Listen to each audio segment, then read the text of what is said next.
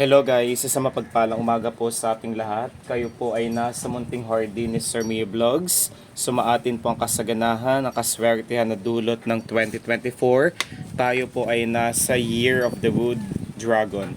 And for today's update and for today's video ay gusto kong ibahagi ang mga benepisyo sa feng shui, sa ating kalusugan, sa ating negosyo, tahanan, ng ganitong halaman. Isa po ito sa mga cultivars, varieties, types at kinds ng Aglonema plants na siyang ever favorite ko dahil napaka-simple lamang po ng kanyang foliage or dahon at I'm an avid fan of yung mga hues and colors na meron siya sa kanyang dahon. Ito po yung tinatawag na pink beauty. So observe na itong pinakadulo po, ito po ang kanyang mother plant. At nakakatuwa po dahil sa kanyang pinakababang portion or bahagi ay nagkaroon na po siya ng mga anak or supling. At maswerte daw po ang halaman na ito kapag napamulaklak. Dito po guys, kapansin-pansin po sa kanyang pinakagitnang portion. Ayan, itong umusbong na ito ay ito na po ang bulaklak niya. Ang kalimitang kulay or hue ng mga bulaklak ng Aglonema plants po is nag-range siya sa white, yellow, gold at pinkish po. Ayan. Bakit nga ba ako patuloy sa pagpaparami ng ganitong halaman? Dahil isa po ito sa mga halaman na considered air filtering at air purifying plants. Napakaraming benepisyong hindi lamang po sa ating health, kundi kapag nakita mo na patuloy siya sa pagkakaroon ng maraming dahon, na pamulaklak mo siya, at higit sa lahat kapag meron na po siyang mga nagsibulan na mga panibagong halaman, ay yun na po ang senyales na naalagaan po natin siyang mabuti. At kapag nagkaroon po ito ng bulaklak ay wag na wag po kayong matatakot na ikat dahil po base na rin po sa aking experience, kapag napamulaklak mo siya, may mga panibagong blessing ang darating sa ating buhay. At para po hindi maputol ang mga sikulo ng mga biyaya, mga opportunities sa ating buhay, ay wag na wag po nating wag na wag matatakot na i-prune ang ating mga halaman. So kapag napamulaklak ito, ibig sabihin po ay may paparating ng blessing po sa ating buhay na siyang ipagpapasalamat natin araw-araw. At nakakatawa din po dahil po marami na po siyang mga anak ang nagsibulan doon sa gitna. Papakita ko guys, ito siya oh. Ayan. Ito yung kanyang second na first baby. Then ikot po natin. And dito, ito po yung kanyang pangalawa. Itong part na to, 'di ba nakakatuwa? At isa rin po sa mga sekreto ko kung bakit siya nagkakaroon ng maraming anak supling or anak ay dahil na rin po sa powderized eggshells na aking ginagamit. Isa po yun sa mga sekretong malupit ko na kapag magluluto po tayo ng mga putahe na mayroong itlog, yung pinagbalatan po is gagawin po natin siyang pulbos at yun po ang magsisilbing organic fertilizer para sa ating halaman na Pink Beauty Aglonema. At isa rin po sa mga dahilan kung bakit ang pinulbos na eggshells dahil napakayaman po nun sa calcium content na siyang tumutulong para mas lalo pang maging matingkad, maging buhay ang kulay ng ating Aglonema plants. At isa rin po yun, ang eggshells sa nakakatulong para maging buhaghag, ang lupa maging fertile at masagana. At kapag nangyari na nagkaroon ito ng buhaghag, masagana na lupa, yun po ang nakakatulong din po para po mas lalo po siyang magkaroon ng bulaklak. And other tips na pwede kong ibigay, wag na wag po tayong matatakot na i-prune. Ang pruning po is isinasagawa po sa pamamagitan po ng pagtatanggal ng mga not so healthy parts, not so good parts ng ating halaman. Kagaya nito guys. So ikot ko siya. Itong part na to guys, hindi na siya naging maganda. Kung kaya naman natuyo na po ang mga dahon niya, wag na wag po tayong matatakot na tanggalin ito. Kung kaya po natin siyang hilahin ng paunti-unti, gawin po natin. So dito, since natuyo na po siya, tatanggalin po natin. Ibig sabihin po, nawala na po siya ng chlorophyll.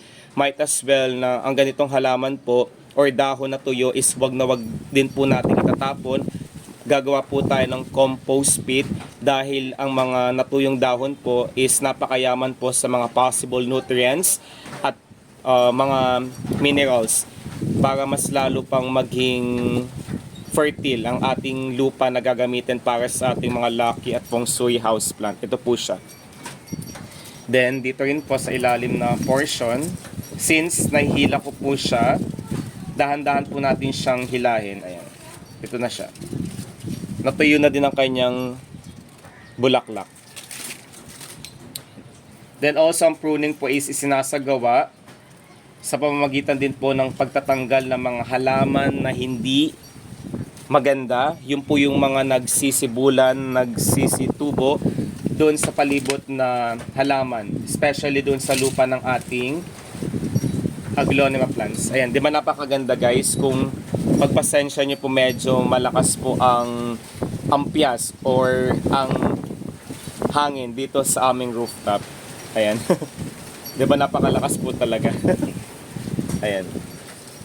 Then dito pa sa part, the reason why also na nagkaroon ako or hindi ko po tinapon itong hanger is itatali ko po ang Aglaonema plants dito para po maging upright po ang position ng ating halaman na ito. Then dito sa isang portion, since nasira na po ang kanyang planter, ililipat ko na po ito. Ayan, kapansin-pansin guys na isa rin po sa mga dahilan kung bakit hindi nagiging mabuti or hindi nagiging maganda para sa ating halaman ang mga unhealthy parts na tuyo is dahil po nakaligtaan ko po itong i-prune. Mga 1 week ago po siya. So dito guys, since marami na po siyang natuyo mga parts, tatanggalin po natin siya. Ang pagpuprune po is also isinasagawa din po dahil isa rin po yun sa mga mediums para mas lalong makitaan natin ng maganda, matingkad, striking na postura ang ating mga halaman. Wala pong pinipiling lugar ang halaman na ito na Pink Beauty Aglaonema basta meron siyang indirect or filtered sunlight na nakukuha. Ang pagdidilig po dito is done every 5 to 7 days even though ang halaman na ito is can tolerate yung maximum heat level ay wag na wag po nating kakalimutang ilagay siya sa isang portion. Best portion or location para sa ganitong Pink Beauty is yung mahalumigmig, moist areas ng ating bahay. Tanggalin na po natin siya guys. Ayan.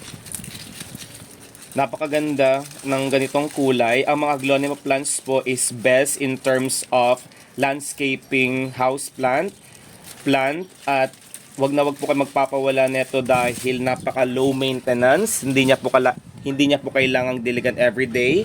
Napaka drought tolerant, easy to care for, madaling alagaan. At ang halaman na ito is napaparami po sa pamamagitan po ng stem cutting. Then I'm also trying my best na gawin ang water propagation para sa ating halaman na ito. Ayan siya. So na-prune na po natin ang ibang parts. So ikot po natin para ma-check po natin. Kung magpo-prune po tayo, dapat po wala pong naiiwan na mga unhealthy or not so good parts para mas lalo pang makitaan natin siya ng paglago, pagtangkad. So dito guys, napansin niyo po medyo wasak na po ang planter na ito. Ang pitchel na ito, imbis na itapon ko siya, last year I decided na pagdesisyonan ko na gamitin siya as one of the planters para po makatipid po tayo, makasave po tayo ng pera. Yan. Then dito naman po sa aking pinaka-mother plant, I use yung bottle container ng aking mineral water. Ayan. So bakit nga ba siya nagiging trending ang mga Aglaonema plants? Hindi siya nawawala sa top 10 list dahil considered po siya as Vastu, Feng Shui, money maker, wish granter,